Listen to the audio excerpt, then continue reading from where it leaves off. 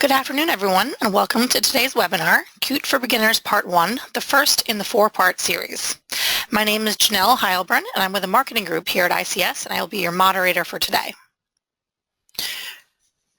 For those of you not familiar with ICS, we provide integrated custom software development and UX design for touchscreen, mobile, embedded, and desktop applications for leading companies worldwide. Before we get started, I want to give you the outline for today's session and go over some housekeeping items. The presentation will run approximately 45 minutes, with the remaining 15 minutes allocated for questions and answers. All attendees are automatically muted. You can hear us, but we cannot hear you. You may ask questions at any time during the webinar via the questions dialog box located on the GoToWebinar panel.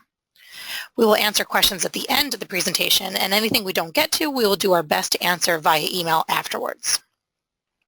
Finally, a recording of this presentation will be available following the webinar. All registrants will receive a link to this via email. All right, so let's get started. Our speaker today is Jeff Tranter. Jeff is Qt Consulting Manager at ICS and is responsible for the management of customer software projects, including the architectural and the high-level design of software systems. Prior to joining ICS, Jeff was one of the founding members of Xandros Corporation, where he managed a team of developers responsible for the desktop components of Linux-based Xandros desktop products.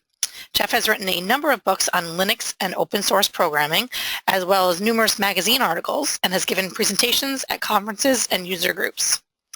All right, so we're all excited to explore this topic today, Jeff, so I'm going to hand it over to you.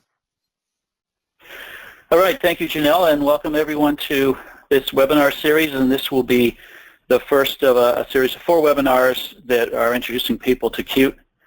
In this first one, we're going to cover some of the key concepts of Qt and give you a kind of an overview of the capabilities of Qt. And in subsequent webinars, we're going to drill down in more detail to other topics.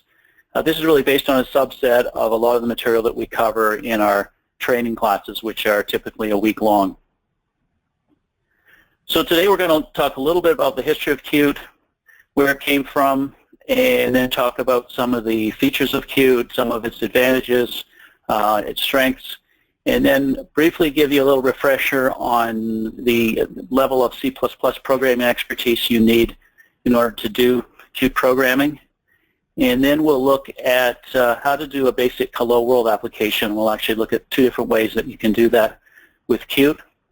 And then we'll drill down a little more into some of the fundamental core classes of Qt, and then talk about some of the key concepts that you need to understand, known as objects and object communication. And then take a brief look ahead at what we're going to be covering in some of the future webinars. And then we should have some time for question and answer session. So start off and tell you a little bit about the history of Qt, and probably the first thing I like to tell people is the proper way to pronounce it. You may have heard Qt, you may have heard people say Qt. The official way to pronounce it is actually Qt. We tend to find people in Europe are pretty consistent at calling it Qt. In North America, a lot of people may call it Qt, and that's okay. You may hear me sometimes calling it Qt as well. Either one is fine, but the official pronunciation is Qt. Doesn't really stand for anything, and you also should capitalize it the way shown here, capital Q and small t. If you capitalize it all, you may be accused of talking about Apple's QuickTime technology. So we'll talk a little bit about the history of Qt. It started with a small company in Norway called Trolltech back in 1994, and they were the developers and maintainers of Qt up to up to version Qt 4.3. You may see references to the trolls, and this refers to the people who develop Qt and get paid to develop Qt, which at one time were working for Trolltech. In 2008, the company Nokia acquired Trolltech and was interested in using their technology in their smartphones and other devices, and so it became a division of Nokia, and that ran through the Qt 4 series from Qt 4.4 to 4.7. In 2009, Nokia spun off the Qt division as kind of a separate division in the company, which was called Qt Development Frameworks, and started opening up the development of Qt under what they called open governance to make it easier for people who didn't work for Trolltech or didn't work for Nokia to contribute to Qt, and put in place a process where anybody can contribute to in terms of code, bug fixes, enhancements, requests, and so on, and we'll talk about that. And then in 2012, the company Digia acquired Nokia's Qt division.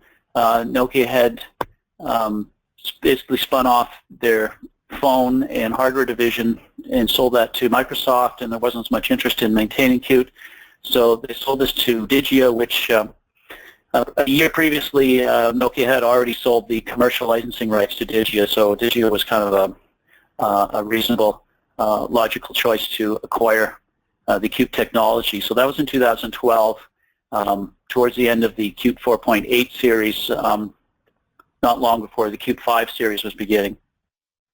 In 2014, Digia spun off the Qt division as the Qt company and started rebranding that as the Qt company, still owned by Digia, and changing the domain name. So there was a bit of confusion where the open source community was at qtproject.org, but the commercial side of things were still under Digia's website. So they started to unify things under a new domain name, qt.io. So they're the current owners of Digia, and a lot of this kind of, the different ownership kind of reflected where Qt went over the years. Initially, Qt started as a cross-platform desktop framework, and then under Nokia's leadership expanded to include some of the mobile platforms that Nokia supported. And under Digia, it's been expanded further to support embedded systems as well as all of the previous platforms. Incidentally, the .io domain name is a little unusual. It sounds cool, like input-output. It's a piece of trivia. It's actually the domain name for the British Indian Ocean Territory. So one point of confusion can be about ICS. We are not Digia. We're a separate company. We're not the owners of Qt, but we're a professional services company that was founded in 1987. We do training, software development, consulting, mentoring. We've partnered with the owners of Qt going back to 2002, and we provide different types of services like software development, UX design. And our areas of expertise have really kind of followed what Qt does from the desktop days to mobile, and today we do a lot of embedded touchscreen type development as well as still doing mobile and desktop development. So we're headquartered just outside the Boston area in Massachusetts, but we are quite distributed with offices and staff throughout North America and Europe, and have some over 120 employees worldwide. So where's Qt used? It's really used everywhere. It's used in desktop type applications, things like the KDE desktop, which is a complete desktop environment implemented on top of Qt, some versions of Google Earth, the Linux client for Skype, the GUI for VirtualBox. There's a lot of desktop type applications. There's some games that have been developed with Qt, many mobile applications on different platforms. And it also now runs on a lot of embedded platforms, including things like QNX, VxWorks, and different embedded Linuxes. There's a couple websites I've listed here that you can see more applications that run on top of Qt, both commercial and open source. The major platforms really for desktop are Windows, Mac OS, and Linux. In phone and tablets, mostly Android, iOS, and Linux. And on the embedded side, mostly supporting embedded Linux, Android, QNX, and VxWorks as well as. Digia estimates that there's probably over 800,000 Qt developers around the world, and they typically see about 1 million downloads of each of the major releases. I think they're currently running usually around 10,000 downloads a day of the framework. So we'll talk now a little bit about some of the features of Qt and kind of the overall architecture of what it provides. The idea really is that you can write your code once and target multiple platforms with the same source code. One of the marketing slogans was write once, compile anywhere. Somewhat inspired by Java's write once, run anywhere, but the difference being that this is C++ code for the most part that's natively compiled for each platform. So the source code is generally portable to different platforms. Being compiled, this allows you to produce high-performance applications that are compiled to native code, that are small. And so C-Qt provides a lot of infrastructure more than just GUI, so it lets you focus on developing your application and not worrying about all the low-level things that you need to do. As we'll see, there's a few different options for the licensing, both commercial and open source options. And there's a large infrastructure and ecosystem of different partners that offer professional services like consulting, software development, training, and support. And as we'll discuss, anyone can become part of the Qt community and contribute back to it. So really Qt's major benefits, as I see it, are that it's cross-platform. It allows developers to be very productive and allows you to develop high-performance applications. So at a high level, this is kind of a picture of Qt's architecture. There's a number of modules at the top that it provides, and these generally map to shared libraries, dynamic link libraries that provide different functionality within Qt. And at the bottom, there are different platform-specific backends for different operating systems, different graphic systems. So typically you use the different modules that you need in your application. You don't have to use more than you need. And as I said, the scope is more than just GUI. There's things, as we'll see, like string classes, container classes, input-output facilities, networking, as well as all of the GUI things you might expect. So ideally, you can develop your entire application using Qt's APIs and rarely have to do anything that is platform-specific. Now, there's a few options for how you implement GUIs in Qt. And I'll outline briefly some of the different alternatives here, and we'll cover the major ones in the later webinars. One of the options is called Qt Quick. This uses what's called a declarative language called QML that's been optimized for touch-based interfaces, makes it very easy to use fluid or implement fluid animation, animated type touch-based interfaces. We'll cover that briefly today, but we'll cover that in more detail in part 3 of this series. Qt also gives you an interface to OpenGL, so you can leverage capabilities that we see today on just about all hardware, whether you want to write directly with the OpenGL APIs, or it also provides some higher level abstraction of OpenGL in C++ or QML. So this really lets you make use of capabilities that are there today. And just about any hardware, even really low-end hardware like a $5 Raspberry Pi Zero, has got a pretty powerful graphics processing unit. The other major area is widgets. These are the GUI elements that are traditionally used for desktop type applications, things like menus, text boxes, combo boxes, dialogues. And they have a native look and feel on each platform, so they look like Mac, Linux, Windows, depending on the platform you're running. And we'll cover these in detail in part 2 of this webinar series.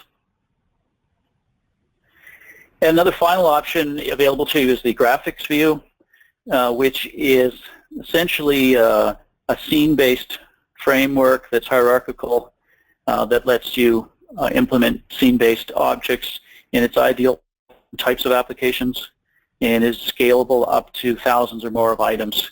And this is something you can use in conjunction with some of the other techniques like widgets if you want. So as I mentioned, there's a few options for licensing. There are both open source licensing options as well as commercial. On the open source version, most of the modules are licensed under one of various GNU licenses, either the GPL or the LGPL. And in most cases, this is a choice of which of the two you want to use the software under. And it is possible to develop proprietary applications with the open source version. So the LGPL specifically allows you to develop proprietary non-open source applications on top of the LGPL libraries.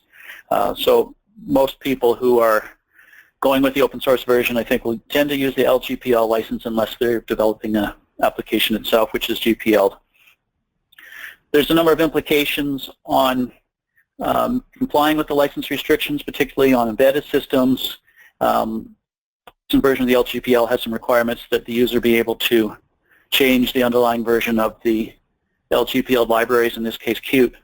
So that means, for example, that people tend to use dynamic linking so that the application itself isn't linked to Qt. On some platforms like iOS, you may actually have to use the commercial version because of some restrictions on dynamic linking of third-party libraries in order to get your apps into the App Store. The other option is commercial, where you can purchase licenses from the Qt company, and there's a few different options there. Qt for device creation is the commercial version for embedded development, and Qt for application development is for mobile and desktop applications. And the Qt company can give you pricing on these. There's different pricing for the different commercial versions, but essentially the licenses are per developer, and there can be some runtime fees for the embedded version. So as always, this is where I have to say I'm not a lawyer, and I can't advise you on any of the intricacies of some of the open source licenses in particular, so we want to check with your legal advisor to make sure that you're complying with any of these licenses that you choose to distribute Qt under. So I talked a bit about the Qt community and open governance. This means that anybody can not only report bugs or request enhancements, but people can contribute code back to Qt. It's a reasonably easy process. You need to sign something that's called a contribution agreement that outlines the rights of the code and assigns ownership of it back to the Qt company. And there's separate contribution agreements depending on whether you work for a company and are being paid to work on this, or whether you're just a personal contributor. The main web portal now is the Qt.io domain, and you can download Qt from there and look at the documentation. Essentially, there's two major releases of Qt per year. The latest release is Qt 5.6, currently 5.6.0, with Qt 5.7 coming shortly. In fact, the beta was announced today, and we should be seeing Qt 5.7 final coming up next month. And we should also be seeing a 5.8 release sometime around the end of the year. The 5.6 release is also a long-term support release in line with some other products, and it's going to be supported for 3 years, so you're not forced to move to major new versions if you don't want to. There's the earlier Qt 4 series is no longer supported as of this year, but there are still some people on Qt 4, but you're heavily encouraged to port your code over to Qt 5, and that's generally pretty painless. So the Qt company owns the rights to the Qt software, but there's some legal agreements in place to make sure that there will always be an open source version. There's some major open source projects like KDE that are built on top of Qt, and legal agreements in place to make sure that there will always be an open source version of Qt, no matter who the owner may be. So let's briefly just give a refresher on how much C++ you need to know to develop with Qt. You do need to know C++.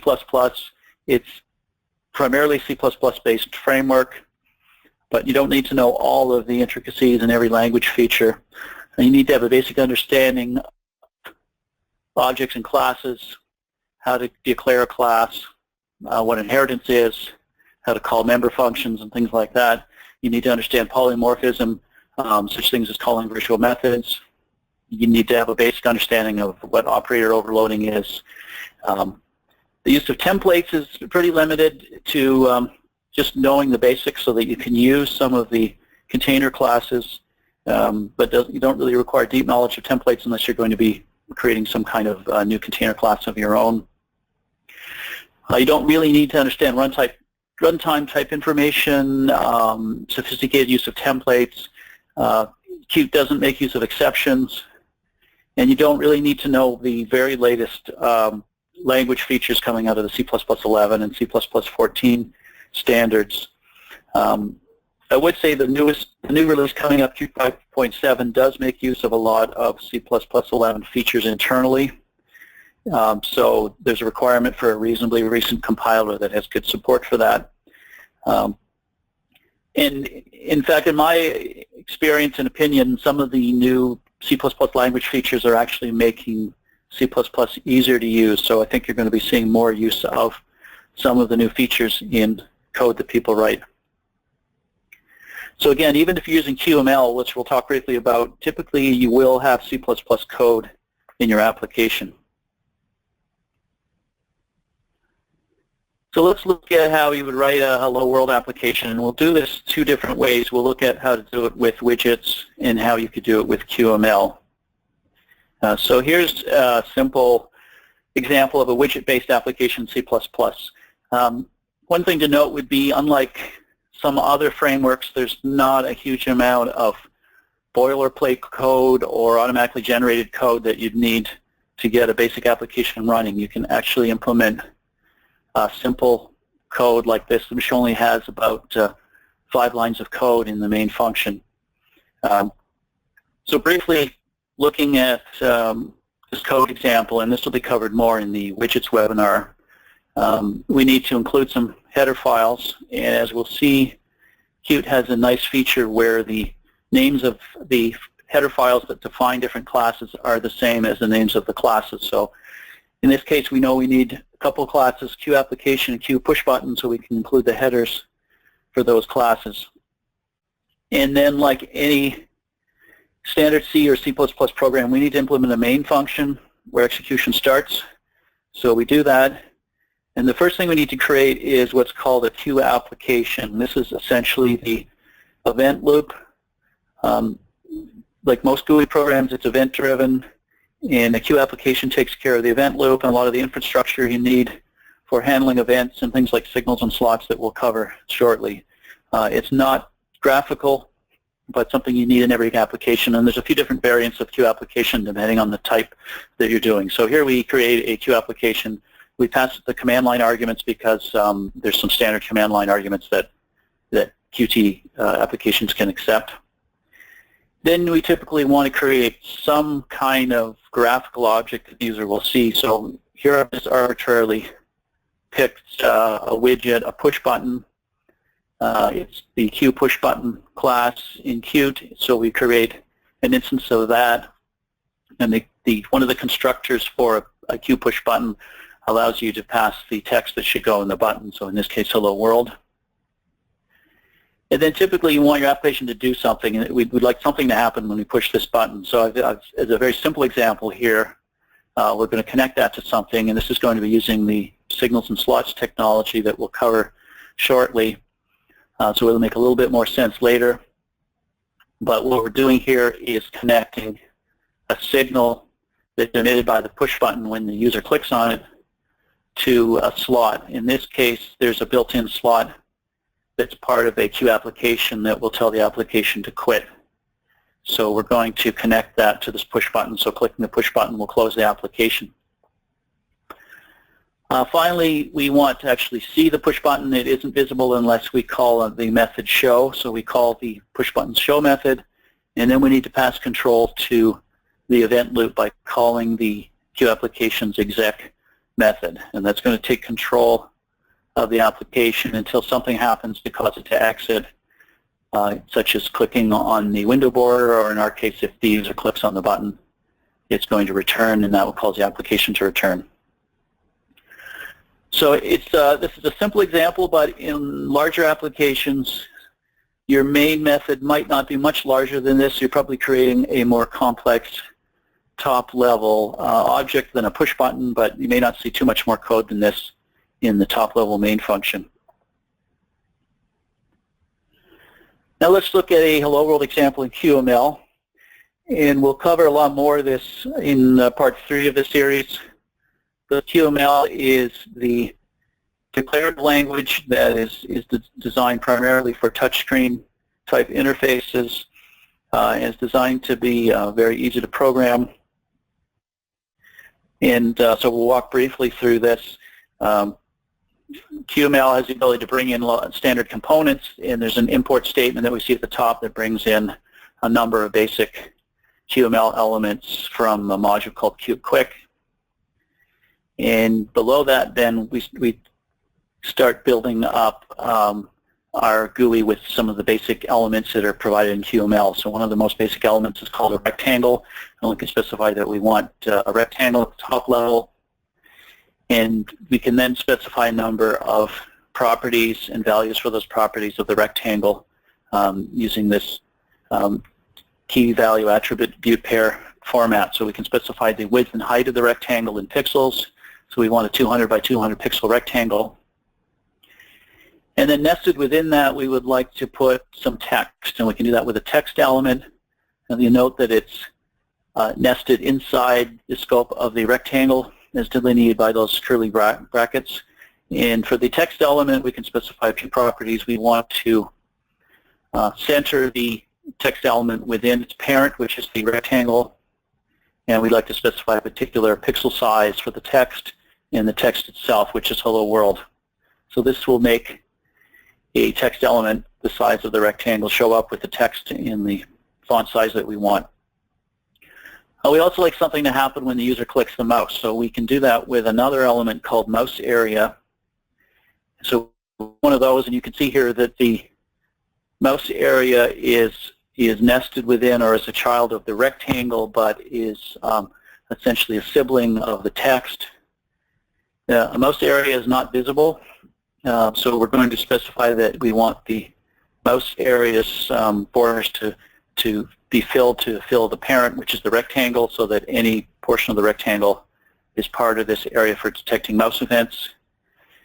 And then we can specify an action that's taken when the user clicks on the mouse with this onClicked parameter, and we want to specify we want to call a method quit, which is a built-in function to Qt, analogous to what we did in the widgets example. So clicking on this would cause the application to quit. So this can actually be run directly with a tool called QML Scene that can execute QML files. But typically you would write some C++ code to wrap your application so you can compile it, make it a binary, and include the QML into your application either by pulling it in as a file or as something called a resource. But hopefully that gives you a little bit of flavor for QML, and we'll talk more about that later in the series. So I'll talk about some of the major tools that are used for development in Qt. One of them is QMake. This is a cross-platform build tool that lets you take a simple project definition in a file, and by running QMake you can generate a platform-specific make file suitable for your platform. And so this allows you to do cross-platform building of your code.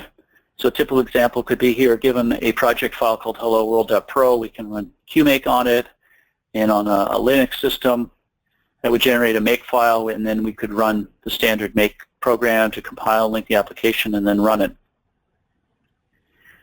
A nice feature of QMake when you're getting started is there's an option that it can look at the files in your project and make some guesses and develop write a default project file that in most cases is a pretty good start for what you need for your application.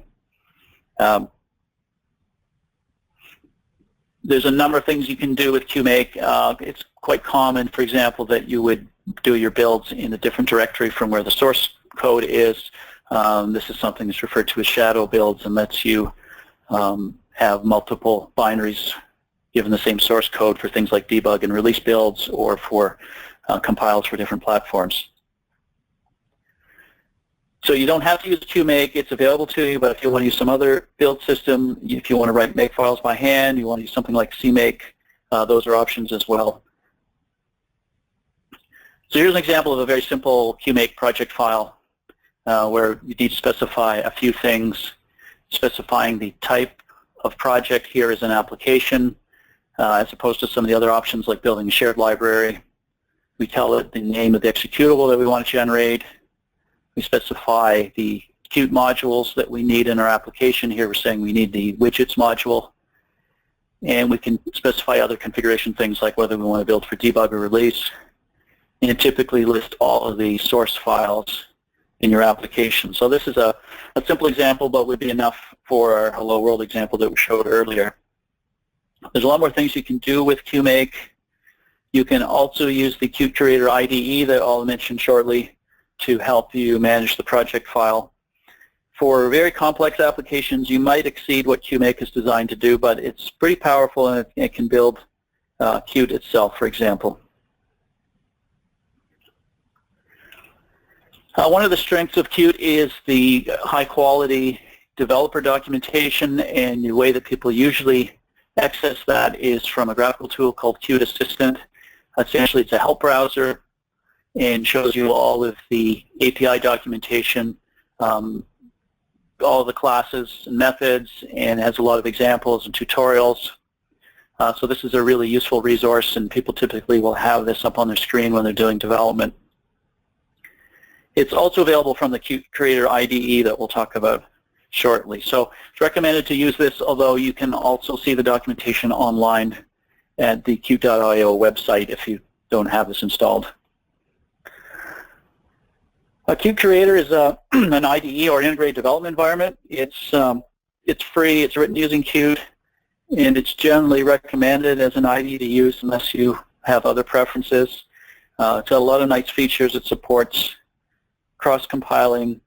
So if you're developing for a mobile or embedded device, you can cross-compile, talk to a remote debugger. It basically puts a GUI over a lot of the tools like debugging tools, profiling tools, and has most of the IDE features that you'd expect. And it's reasonably lightweight, implemented in C++. So it's generally a good option, but you're not required to use it. If you prefer to use some other IDE or just a text editor, that's fine as well. A few tips on places to go to get help. There's a large Qt community out there. There's the documentation I mentioned. There's a lot of examples that come with the Qt source code, and a lot of online information at the Qt.io website under the developer section. There's some third-party forums like the one here, Qt Center, and the Qt project itself has mailing lists and forums, and there's IRC channels.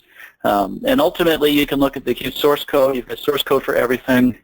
It's pretty readable, and sometimes that's the way to get the ultimate answer of how something works. I would suggest, in terms of best resource for getting answers, the mailing lists tend to be better than the forums. The more experienced developers tend to be pretty active on the mailing lists. IRC can be good if you want to get some immediate or interactive help. And another thing you might want to do is, if you're having problems with your code, it could be a known bug, so you might want to check the bug tracker and see if it's a problem somebody else has already run into. There's also some printed books and ebooks for people that prefer that format. The printed books, I don't think there are any yet that cover Qt 5, but some of the Qt 4 books are still pretty relevant. There are some ebooks available that are more current. So a bit more technical information about how Qt works at a high level. It's basically broken down into modules, and the modules are broken down into what are called essential modules and add-ons. And the essentials are things that should be supported on every platform, provide essential basic functionality, and then there's a number of add-on modules that may be supported only on certain platforms and do things that may be a little more specific. So there's things like Bluetooth support, dbus, which is only available on certain platforms. So generally in your application, you specify which modules you need to use, and the modules generally map to one or more shared libraries. They might have plugins and all the associated documentation. So in your Qt project file, you need to specify the module that you use. By default, QMake brings in Qt Core and Qt GUI, but you'll likely need some others. If you're doing a widgets application, for example, you need the QWidget module.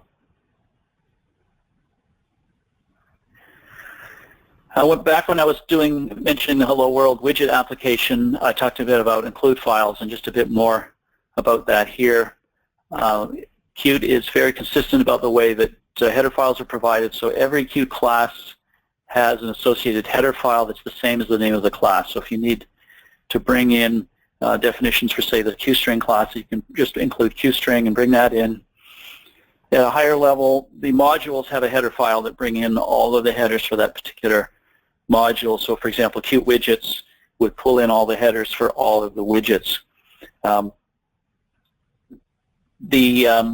Some of the modules also correspond to classes, and some of them don't. In general, the pulling in the module header files is handy, so you don't have to look exactly what headers you need, but there can be a performance impact on your compilation because you're bringing in potentially hundreds of header files. But if you're using pre-compiled header files on your platform, then there's not really a performance issue with that.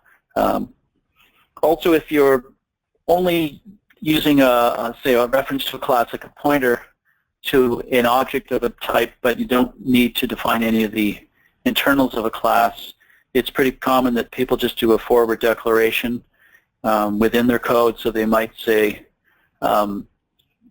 class QColor, for example, if all they're going to do is have a pointer to a QColor within that header file and not bring in the whole header file and all the definitions for that.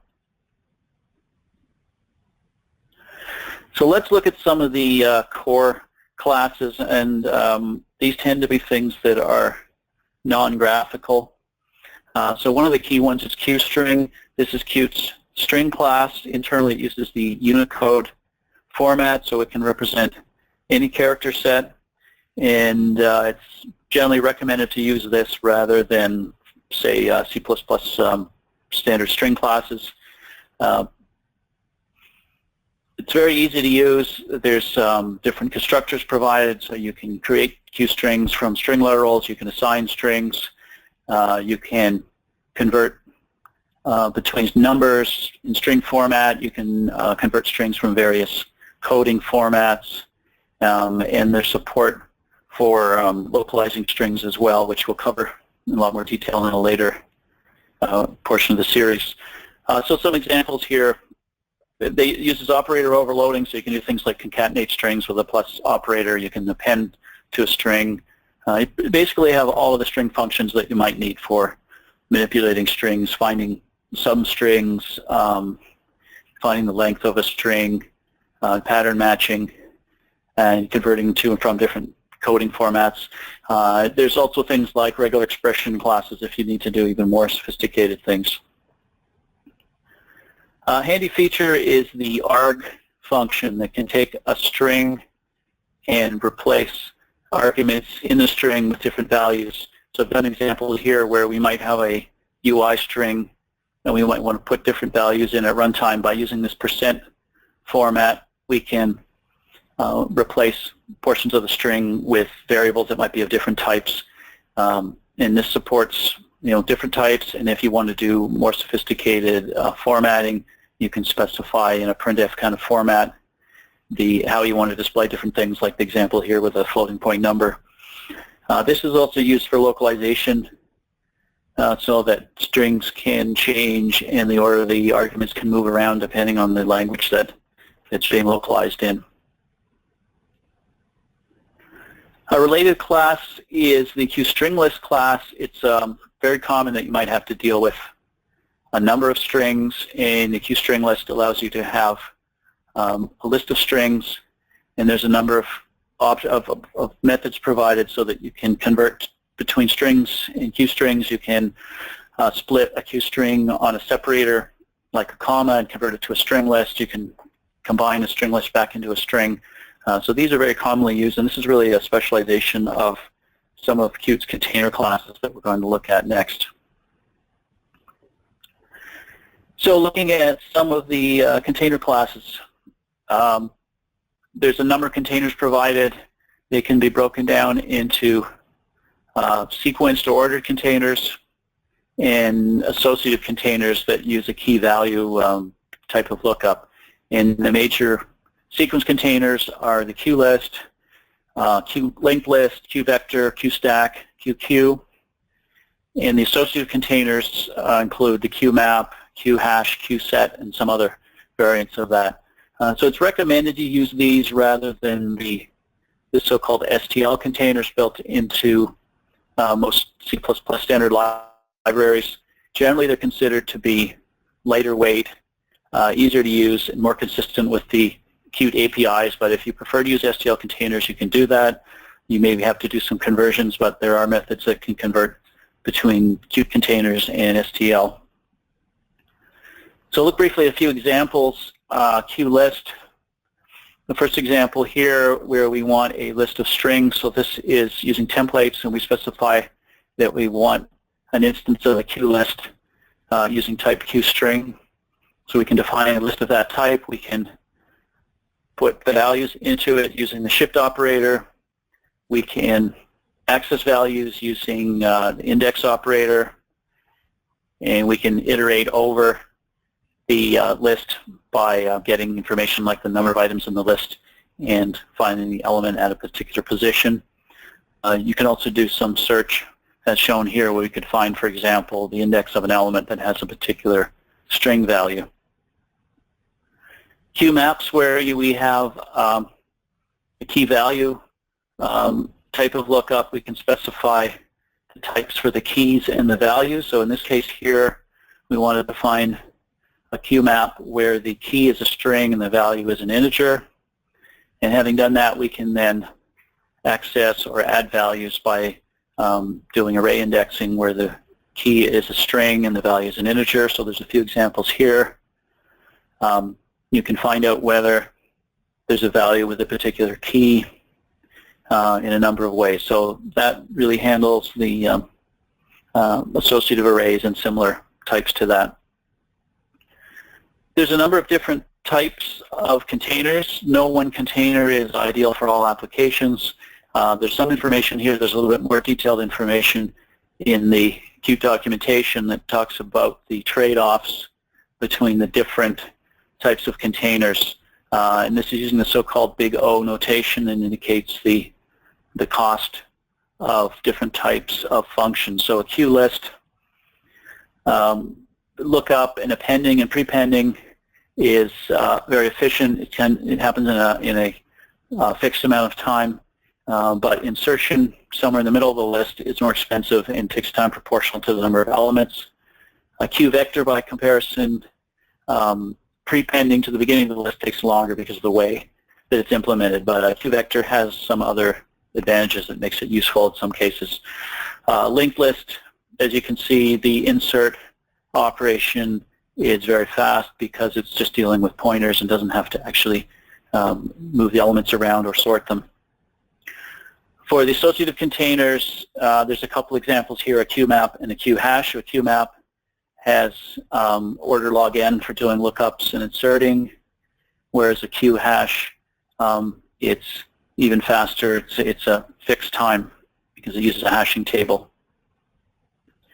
So there's more details and more information about the different classes, some of which aren't shown here in the Qt documentation. Talk a bit about iterators. Typically you need to iterate over containers in different ways, and other toolkits and programming languages do iterators in different ways, and when they looked at Qt, they saw two different ways it could be done and decided to really give you two options. So there's a type of iterator that's influenced by Java, some so-called Java-style iterators that are simple to use, easy to use, and their other type are called STL-style iterators. They're similar to the STL standard C++ iterators that are a little harder to use but can be more efficient. And these work for the sequential as well as the associative type of iterators. So we'll look at a few quick examples here. So the Java style work with having the idea of a position which points between elements, and at a given time there's the next element and a previous element, and you can advance the pointer forward or back for the current element. So if we had an example here of a list of Q strings with some elements in it, we need to create a QList iterator object of the right type, and given that, we could step through it, for example, by calling the hasNext element to see if there's any more elements, and then we could call the next method to get the next element. The second example showed reverse iteration, where we could start at the back and move forward using the previous method until there are no previous elements. Using the STL style, it's a little different. You need to create an iterator using the syntax here based on the type of container and its type. And it works more with pointers, where there's a pointer that points to the current element, and you can get a reference to the first element with begin, you can get a reference to the last element with end, and you can step through with pointer dereferencing and by incrementing the iterator. So there's a couple examples here. There's some details that you want to read about in the documentation about limitations of when you can change the elements in the container, and in some cases you need to use different iterators depending on whether you're going to be changing the container. A final way is a handy feature of Qt where they've defined a macro for each that acts like a for loop keyword that allows you to iterate over a container and assign a iterator variable to values in the container. So there's an example here where we're iterating with for each over a list of Q strings, and each time through the loop, the loop variable is going to contain the next value in the list. So you can use things like break and continue as you would in a for loop, and there's some details about modifying the container, and if, for example, it's not possible to modify the current item. In newer C++, the C++11 standard has actually expanded the for keyword to support iteration over containers. So if you've got C++11 support in your compiler, you could actually change this example here so that if you, rather than the for each, if you just used for and you change the comma on that first line to a colon, then that would actually be valid C++ and not require using this for each macro. So I think moving forward, it's going to be more common that people will use the C++11 for keyword for iterators where that's available. I'll talk a bit about now objects and object communication, and there's probably a little more than we can cover here, but we'll see how much of it we get through before we wrap things up. So one of the key concepts is something called implicit sharing. It's used in a lot of places in Qt. This is a facility where when objects are copied, that reference the same data, then only pointers are copied. It's a so-called copy on write scheme. And different references to the same data will just be using pointers to the same shared data. So assigning an object to another is just a shallow copy where you're just moving a pointer. But if you are to change a copy, then that results in a deep copy where it detaches the pointers and makes a copy of the data and changes the data in the copy. So an example here, if we had two Q lists of integers that are defined in the first list, we put a couple elements in. If we assign that first list to list 2, that would be simply a copy of a pointer, very inexpensive shallow copy operation. But if we were to change list 2 now, that would trigger detaching that copy and having to make a full copy of the list for list 2. So this is used in conjunction with reference counting, where it keeps track of how many references exist to the data, so it can determine when it needs to make a copy or when it can delete the data if there's no more references to it. And it means, for example, it doesn't have to do any potentially expensive operations like garbage collection. So QObject is the base object that implements this implicit sharing as well as a number of things.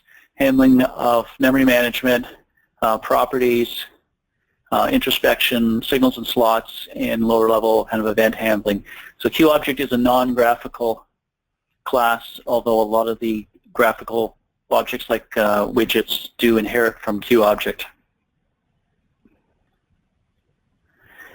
So some of the basic features of QObjects has a concept of a parent and children. So a QObject can have a pointer to a parent, and a top-level object that doesn't have any parent will have a null pointer.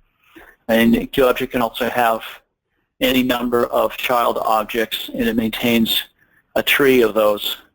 And the implementation takes care of properly creating and destroying these objects in trees, so that you destroy a tree in any order or create in any order.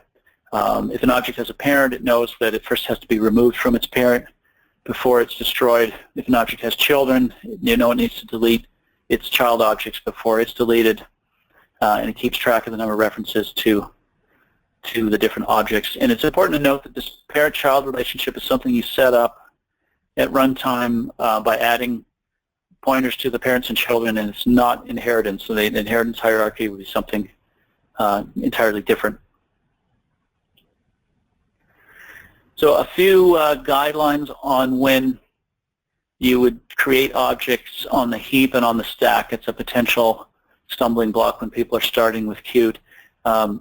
The heap using new is generally used for things derived from QObject that are going to have a parent, that are going to have some kind of a lifetime beyond the current method, and these generally created with new so that the object stays around.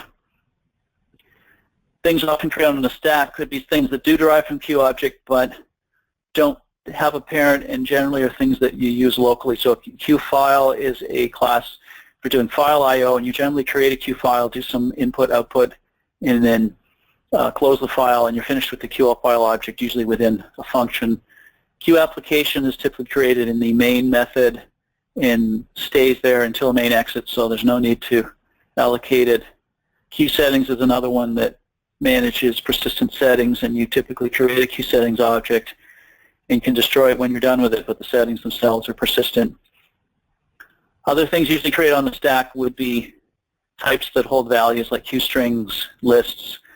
These generally would be on the stack, although sometimes might be instance variables of a class if you need to hold them around.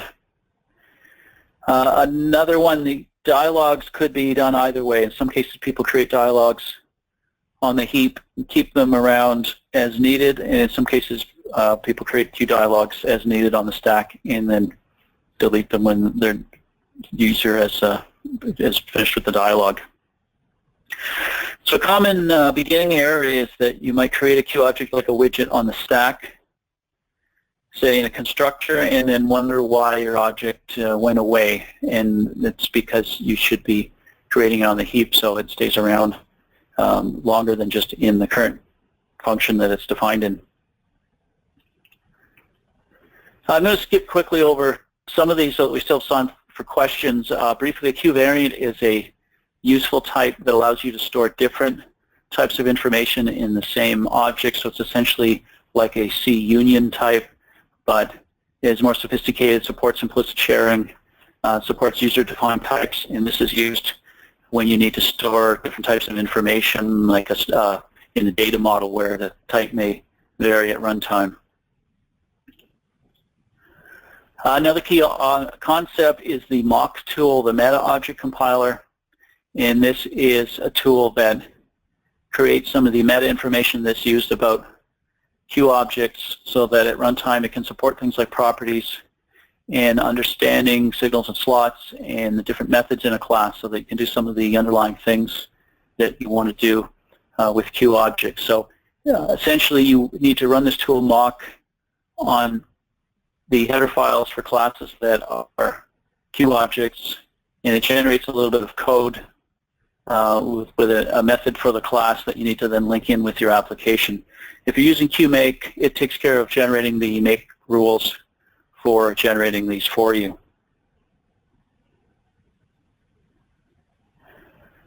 Properties, I think we're running a bit short on time to talk on properties. We did see in the earlier QML Hello World example that objects have, QML elements have properties.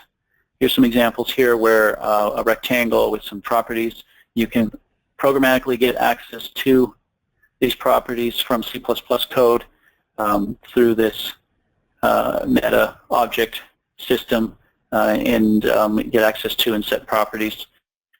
Properties are also used within the C++ side of things. So as an example here, if we were defining a new class, customer, and we want to support properties and signals and slots, then we would have to derive from QObject. We would need to use this Q_object macro to flag to the mock tool that we need meta information generated.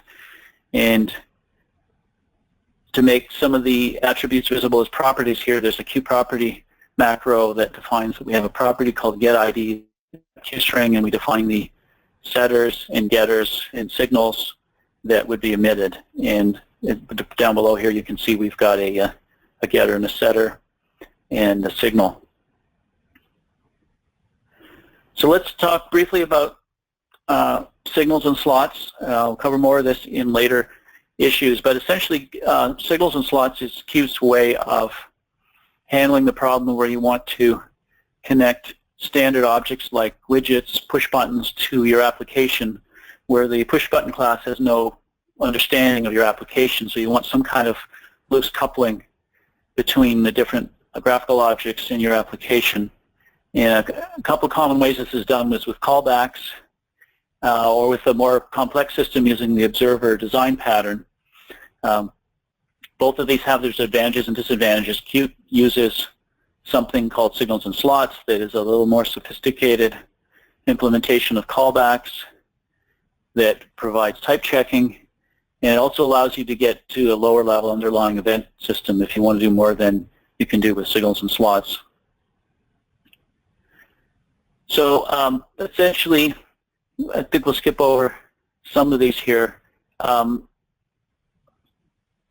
As we saw early in our example, the Hello World example, we wanted to connect a signal, which was something emitted by an object like a Q push button, to a slot, which implements some kind of functionality. So the way you hook these together is with the signal slot mechanism. In C++, you do that typically with a function called connect.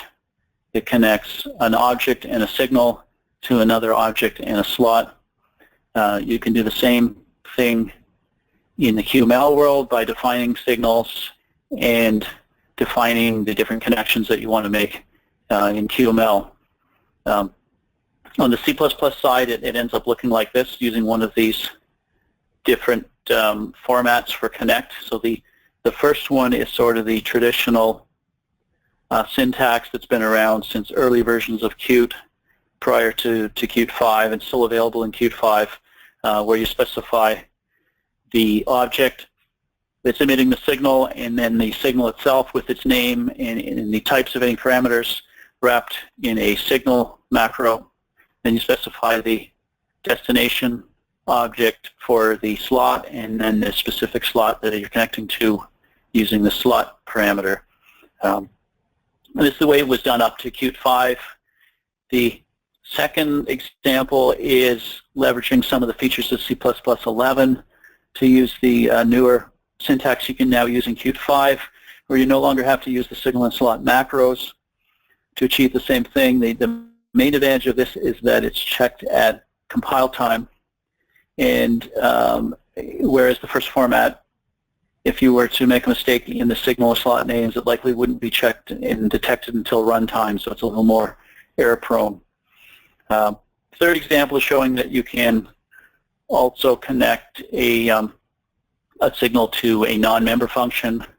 And the final one is using a new feature of C++ 11 called lambda functions, where you can define a slot that's an anonymous function that's not actually named, which is known as a lambda function.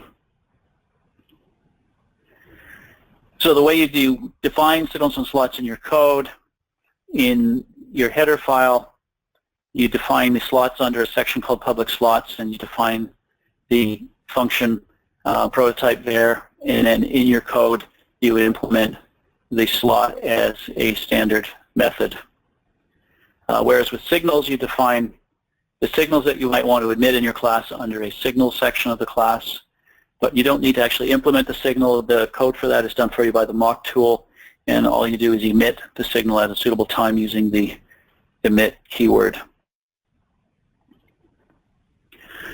So we're running a bit short on time. I'm not going to drill down under event processing, but essentially, if you need to work at a lower level than signals and slots, you can get access to Qt's event processor, and you can look at low-level events that are happening. You can inject events, you can create events, and that's used for more specialized applications.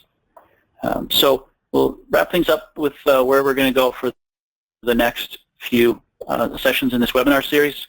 In part 2, we're going to talk more about widgets, specifically how do you use widgets to implement GUIs, the designer tool, and the major widgets that are available. In part 3, we're going to talk about QML and QQuick and talk about the QML language and how that is suitable mostly for touchscreens. And then in part 4, we'll talk about some a little more advanced things, a bit about the Qt Creator IDE, localization, and some of the best practices for Qt development. So we hope that you attend all of these webinars just to help guide you a little bit on whether they're suitable or not. I'll maybe talk a little bit about widgets versus QML to give you kind of a high-level overview of what they are good and not good for. Widgets were originally designed for the desktop, keyboard, and mouse navigation, and while they can be used for embedded, including touchscreen, they're really designed more for desktop applications. They're stable. You may hear people claiming that they're deprecated, but really essentially widgets are stable. The design is relatively complete, and they continue to be supported. QQuick is designed more for mobile embedded applications that are navigated with a touchscreen and have a much simpler programming language, but you can use QQuick for the desktop as well, and in fact there's desktop QML components. So I hope this gave you some overview of some of the key concepts of Qt. We'll be publishing the slides as well as recording of this session.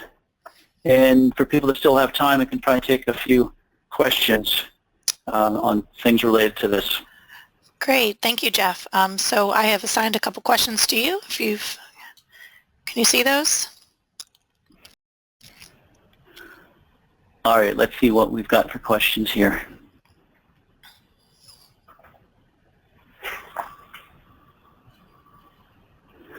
So there's a question about ebooks for Qt 5. I would have to dig up the reference. I know there's at least one book on ebook for Qt 5 that is not finished yet. It's kind of a community effort, but looks quite good.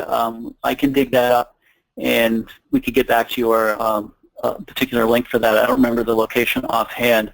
The printed books tend to be referring to Qt 4 earlier, so they're not as relevant, but I'll have to dig up the reference for the one particular ebook that I had in mind.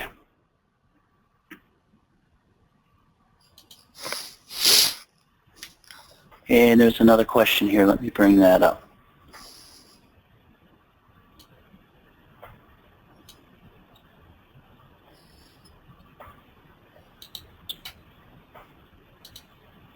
So there's a question about a recording. Yes, this will be recorded and made available for on-demand listening later. So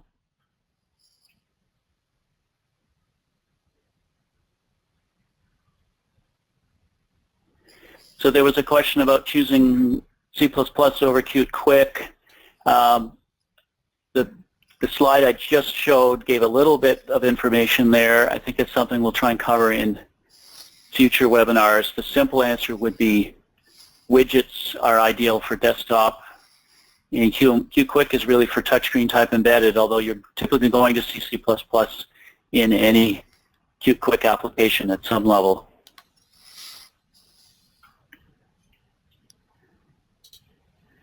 There's a question about numbering. There was an import of QQuick 2.6, but Qt is 5.6. Yeah, all of the QML modules have their own numbering scheme, and Qt Quick 2.6 actually corresponds to Qt 5.6, but they aren't necessarily the same. That's an area of confusion, and I know there's some discussion about trying to align that with the Qt version, but for now it's something you can get out of the documentation. If you're reading up about a QML element, you can see what value you need to use.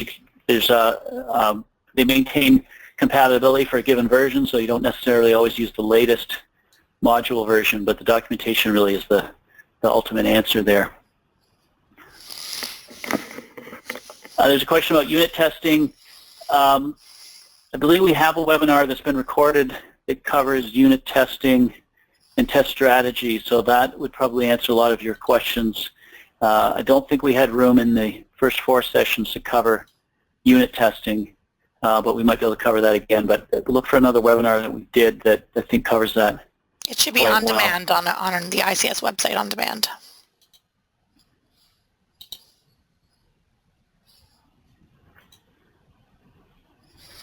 Let's see, other questions. Is Qt Creator completely free? It is in the sense that it's GNU license. The most recent version, I think, is actually the GPL license. It runs on all the desktop platforms, so it runs on Windows, Linux, Mac OS. You can download binaries for it, or you can compile it yourself, but essentially it's free. There are some features that were only in the commercial version of Qt, but they're now moving to I think putting all the Qt Creator features pretty much in the open source version. There's a number of new ones in the Qt Creator 4 that is just about to be released now. I think it's at a beta release.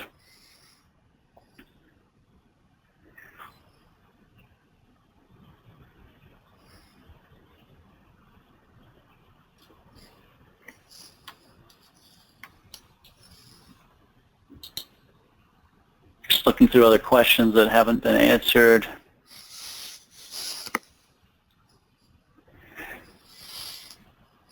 There was a question about memory management. Do you have to assign parents for objects created on the heap? You don't have to specify a parent. The parent could be 0, and that's perfectly valid, and typically that would be your top-level object, so you don't need to set a parent other than specifying a null pointer if needed. So there was a question about PyQt, that is bindings of the Python language to Qt. That's something I hope to cover in a future webinar. I covered it a little bit in some blog posts on our website. There's a number of pros and cons of PyQt. Python can be a really effective language for prototyping and doing development. And the implementation of PyQt is pretty complete, so you can develop applications that look the same as native code. I haven't really used it extensively, but I know some of our developers and some of our customers have used PyQt, and it worked well for them. Like I said, hopefully cover that in a future webinar. There's a couple different versions of Python Qt bindings, and with different trade-offs and licensing. There's a question about DPI independent rendering. Briefly, I think some of the recent versions of Qt now have support for high DPI, or the so-called Retina displays that are on some devices like iPhones. That's something that's recently improved, so if you want to check that in the Qt 5.6 release and coming up in the 5.7, so there is support there. I don't know all of the details about it.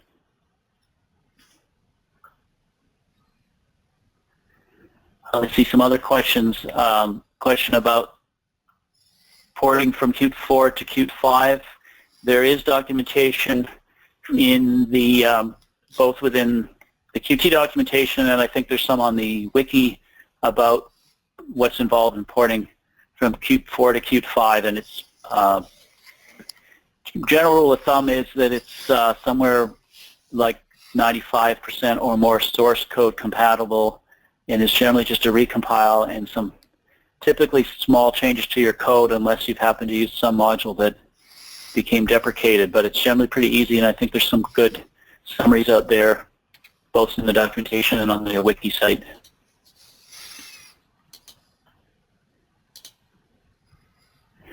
There's a question about what's the latest version of Qt open source and where you can get the download. So you can get everything at Qt.io. You should be able to find links there for downloading it, and the most recent one is Qt 5.6.0 with a 5.7 in beta and a 5.6.1 coming within the next month or so. But you can get that there as well as the Qt Creator IDE, and you can download either the source code or binaries for the platform you're on.